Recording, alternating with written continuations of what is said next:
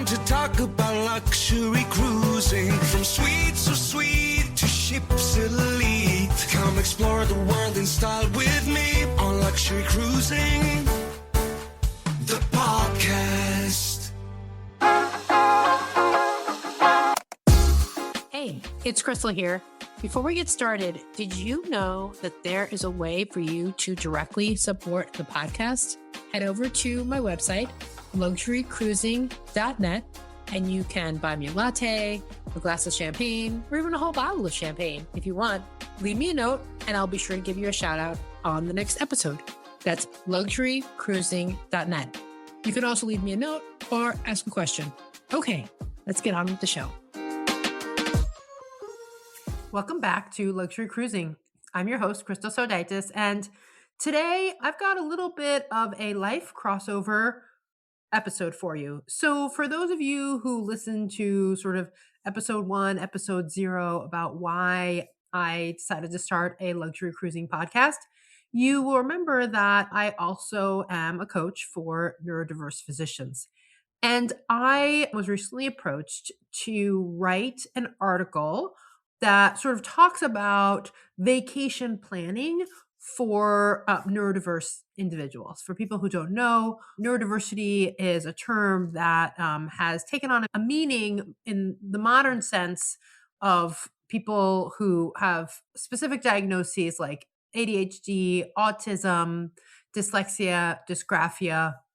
And for many of those people, there are some intrinsic executive functioning challenges. Executive functioning is how we sort of plan and do certain activities.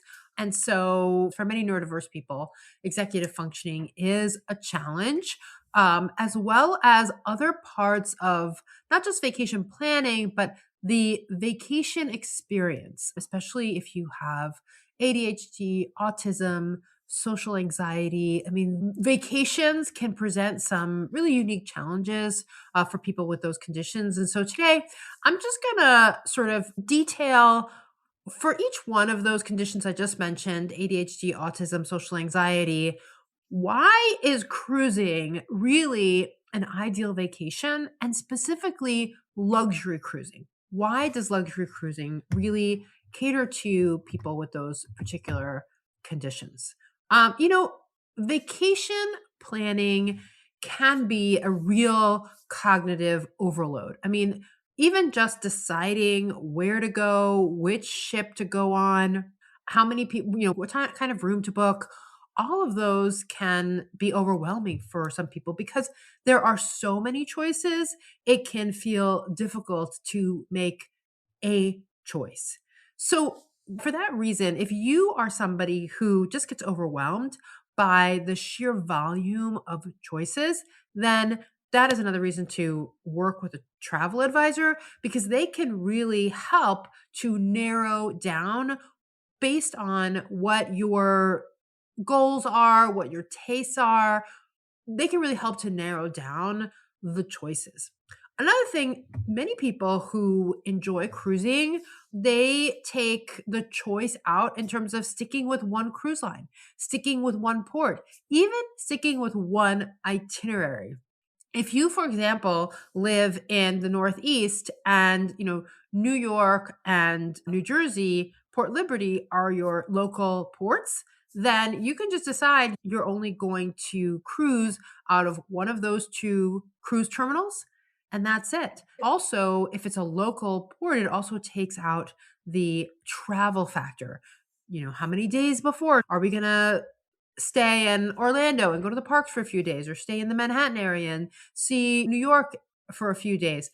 All of that is resolved if you just decide to stay. If you live within driving distance of a port and you just decide, hey, I'm only going to sail out of my local port. And, when you're planning a cruise, there's a lot that you need to keep on your plate, right? Final payment day. Maybe you want to make regular payments, especially in luxury travel. You may not want a big giant payment at the end. Work with a travel advisor like mine, where I set up my payments. So my credit card is automatically charged. And I know by final payment date, that cruise is going to be paid off. So, like I said, through cruising, there are all of these little choices. Do we get a balcony? Do we get an inside stateroom? Do we prepay gratuities? Do we get a dining package? Do we get the drink package? All of those little choices can really be taxing on someone with neurodiversity, especially like ADHD, social anxiety.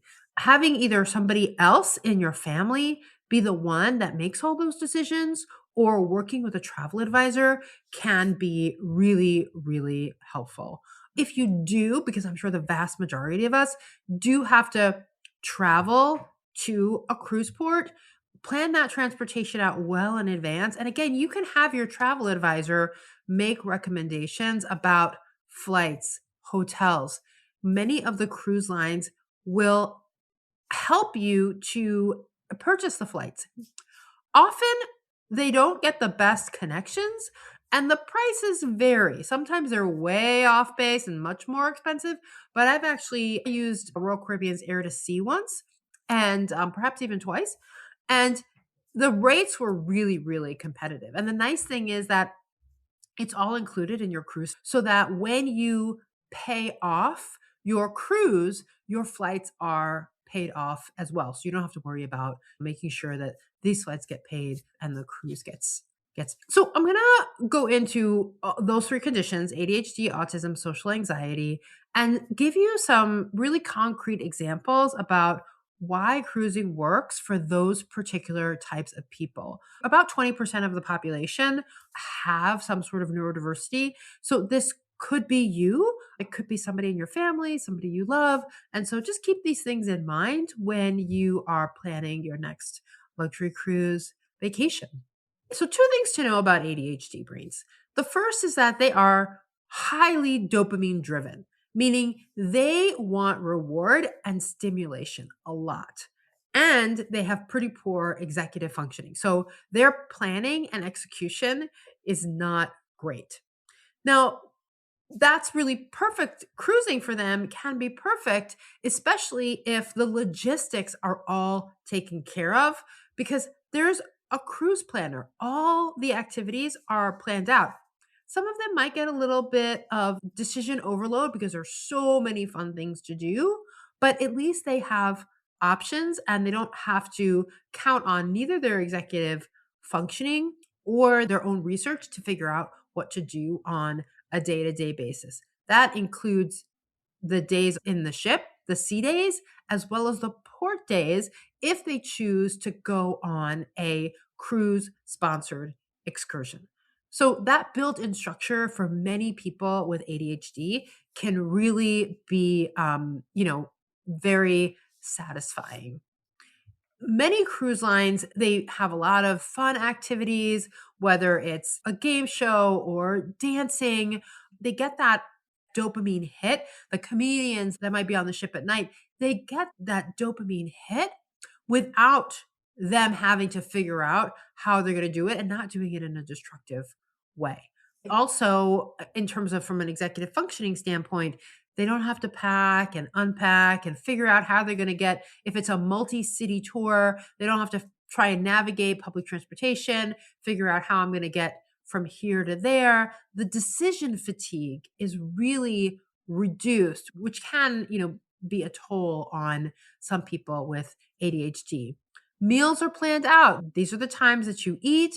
Sometimes you have to decide, are we going to eat in the buffet if there is one, or are we going to eat in a restaurant, or are we going to eat in a specialty restaurant? So I'm not saying that there are no decisions that have to be made on cruises.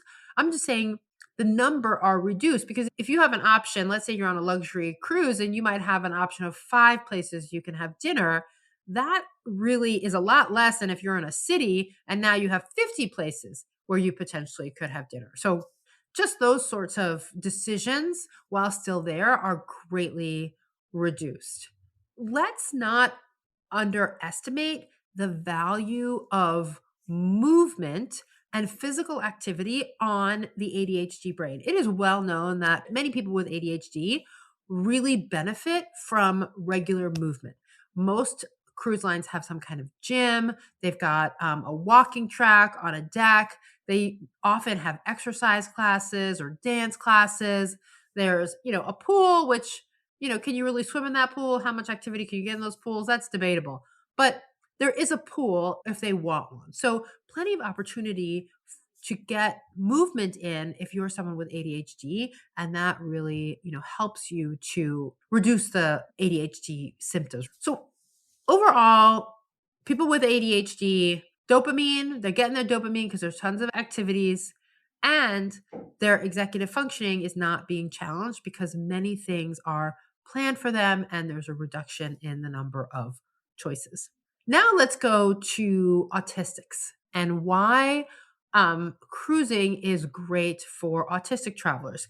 I'm just going to give a small plug right now for a company called Autism of the Seas. So, Autism of the Seas typically works with the contemporary cruise lines. They might work with the premium cruise lines. I'm not sure. I've seen them mostly with contemporary cruise lines and mostly with Royal Caribbean. But this is an organization where volunteers come on the cruise. That's a really tough volunteer gig, I know. But they come on the cruise and they pair up with a family who has a traveler with autism. And they become that person's one-on-one companion. Sometimes they go off with a person to give the family a little bit of respite and the ability to do something on their own.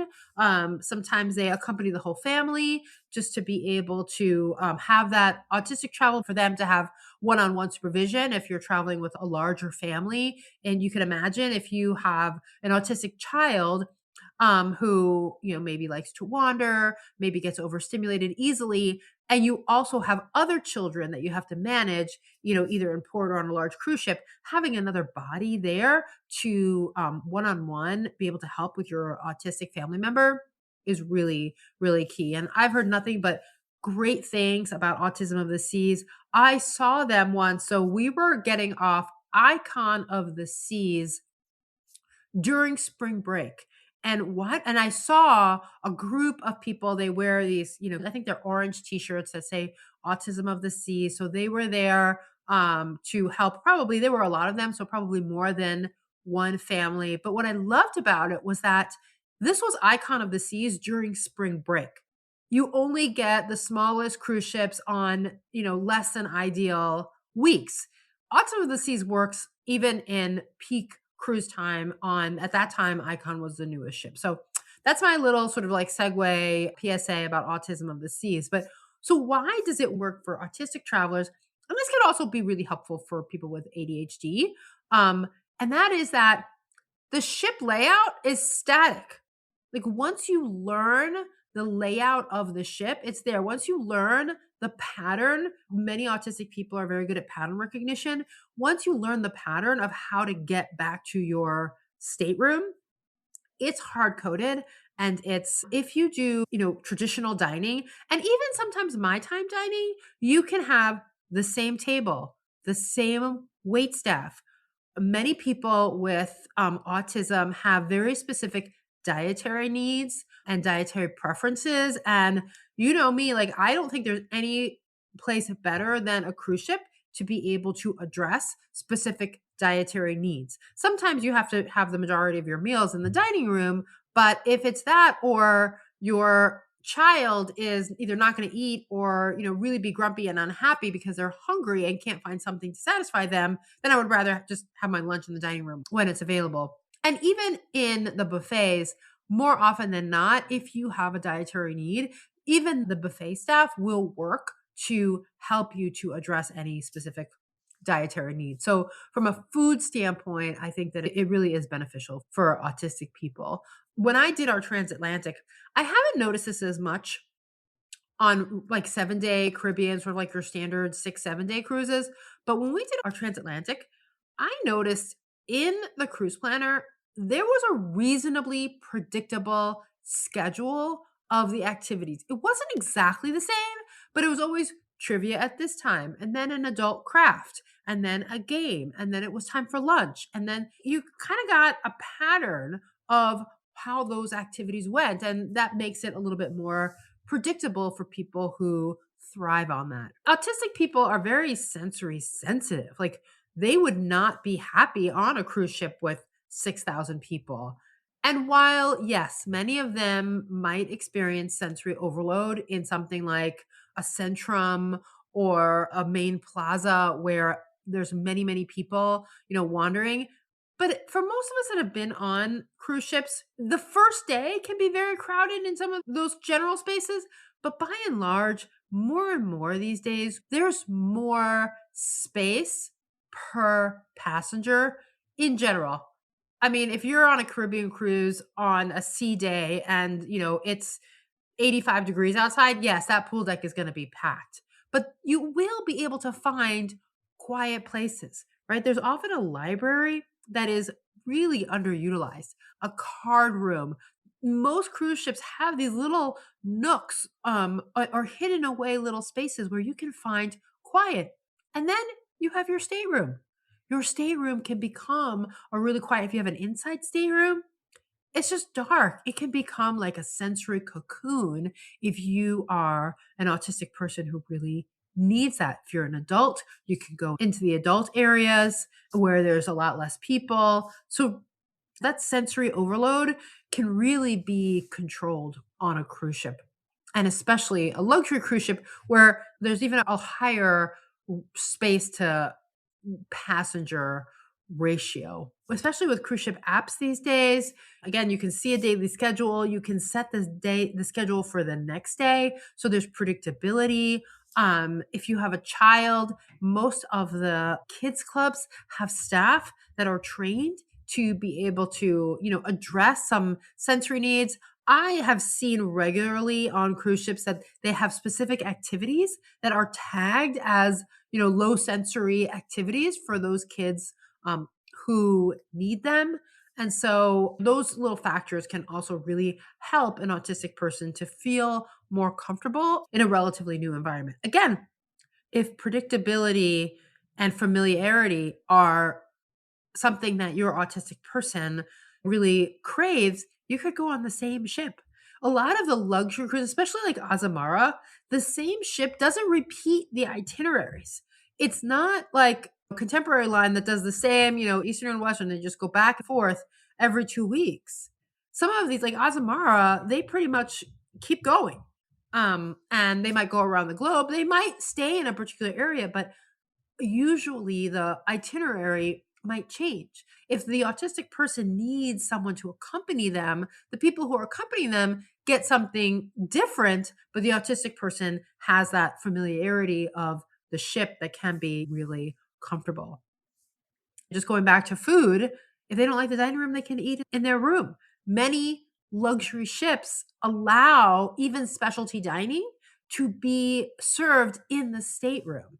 And we've heard like those are amazing experiences. And so if your autistic person still wants that great food, but doesn't want the sensory overload of a dining room, then that could be a really, really good option.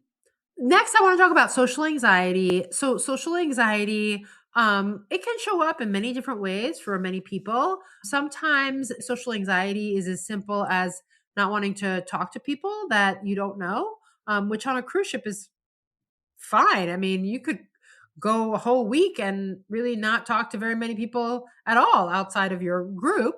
And sometimes social anxiety shows up as similar to autism as like, concern and worry about feeling anxious in large crowds. So, again, that having more space, that larger space to passenger ratio could really be helpful in someone with social anxiety.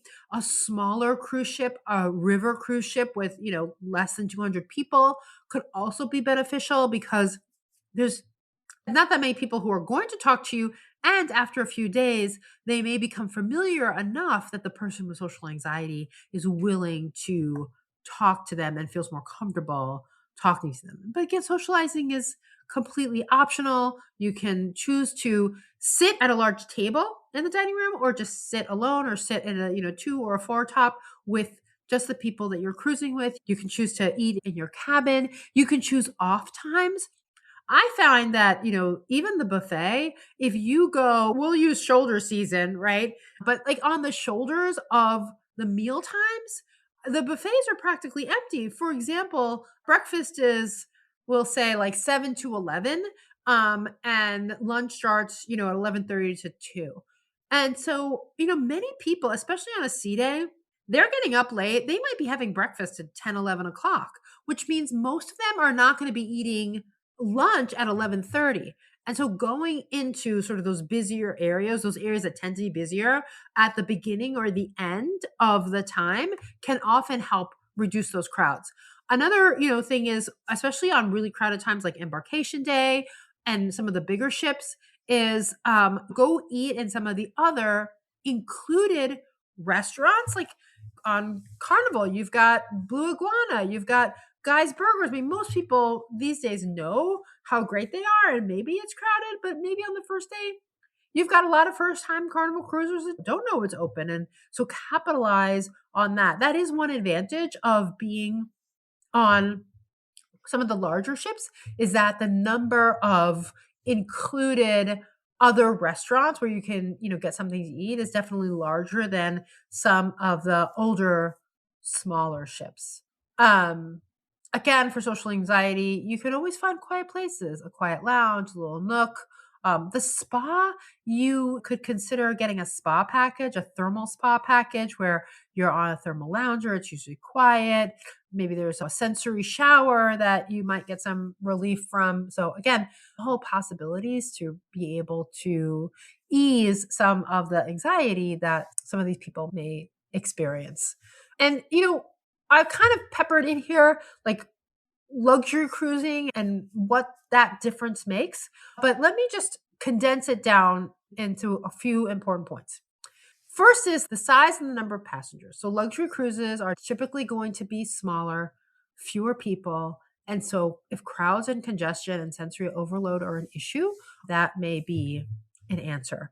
The other thing, if you want to do a larger ship because you've got a multi-generational family or you've got people on different tiers of socioeconomic status, maybe you do a larger, newer ship and you go suite class. And therefore, you've got your area. If there's a ship within a ship, you've got your area that typically tends to be less crowded. But then if you would like to go into the larger ship to see maybe a Broadway caliber show or the comedian or whatever, you have that option. Many of the suite classes and suite areas have their own restaurants. Again, they're going to be quieter, fewer people, smaller tables generally. I did see once a table for like a family of 10 or 15 in Coastal Kitchen. I was like, wow, that's a big group. But generally, it's pretty quiet and the tables are pretty small. You're going to have a higher staff to guest ratio. So if you need more support, if you need somebody to help you with something or get a specific meal, they're going to be there and they're going to be more easily able to address those specific things because they don't have 5,000 other passengers to take care of. Some people say that the smaller ships, they're less crowds, they're quieter. It is harder to find an inside stateroom on a luxury ship. Most luxury ships are going to all balcony, all suites. Having stayed in a few inside cabins, I love the cocooning of it. It's really dark. For the most part, it's pretty low sensory. I did have one experience where there was a lot of banging and noise and people running upstairs, and that wasn't great. But for the most part, it's really dark and quiet. That's one challenge in the luxury market, to be able to get an inside stateroom. And just a reminder that what's luxury to one, we always ask people, what's their definition of luxury? And for some people, their definition of luxury might mean that they have a vacation where their autistic family member or their ADHD family member is well taken care of. Because remember that for the rest of the family, that also adds some, responsibility or stress. Not saying that it's bad that, we don't want to travel with our neurodiverse family members or friends, but it may have an added toll on the fellow passengers, the co-passengers, however you want to say it. And so being in an environment that just makes it easier for the neurodiverse person makes it easier for the other travelers. So, if you are a neurodiverse person and you are looking to cruise, I can't recommend a luxury cruise high enough, I really think that it really could make a difference in your cruise experience. But if you maybe can't, if that's not in your price point, then even on a larger contemporary or premium cruise line, you can find ways of creating a luxury experience for yourself and creating an experience that doesn't create neurodiverse overload, because that's the last thing you want. You don't want to leave your cruise vacation more stimulated and having more dysregulation than when you got on the cruise ship, right? And just before I close up, a couple of things that might be helpful to bring along if you are sensitive to light: a face mask; if you're sensitive to noise, some noise canceling headphones. Pre-plan. Don't overschedule excursions. Pay attention. Often you could either call the cruise lines, or it might even say how many people are on that excursion. And perhaps a bus with 30 people isn't the best. And you want a smaller excursion, right? Consider a private tour or a smaller tour on one of the tour websites. Definitely do not skimp on using room service when the stimulation is at the max. Something that I've learned with my children. Definitely, if someone is feeling overstimulated, do not force them to get dressed and go and sit in a noisy dining room for an hour and a half or 2 hours to have dinner. Use the room service, get the calm environment. We have utilized what we call a calm bag. This is a bag that has whatever helps that person. It might be a squishy, it might be a weighted stuffed animal, it might be putty, it might be coloring. Just something that really, when someone is starting to feel overstimulated, helps them to be able to get back into regulation. And that counts for everywhere. I mean, that you can do that everywhere, even in your own home, not just a cruise ship. But when someone is overstimulated and feels like maybe they're starting to get a little claustrophobic in the cruise ship, you really want to have that go-to bag available to help them, calm down. So I want to thank you all for indulging me. The article that I wrote will come out at just about the same time. I think it's going to be a few days after this podcast drops. But if you're not following me on LinkedIn, Facebook, Instagram, TikTok, if you're not following me on those, please do. For sure in LinkedIn. That's my primary platform. I will link that article, and actually I'll probably come back. So if you're listening to this on the day it drops, first, thank you.